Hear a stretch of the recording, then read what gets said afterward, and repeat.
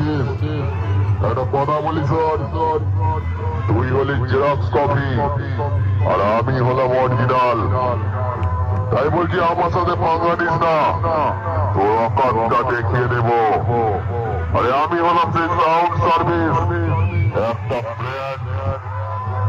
শোন, এইটাকে বলে ডায়লগ, আর তোরা যেটা বাজাস সেইটা হলো কবিতা।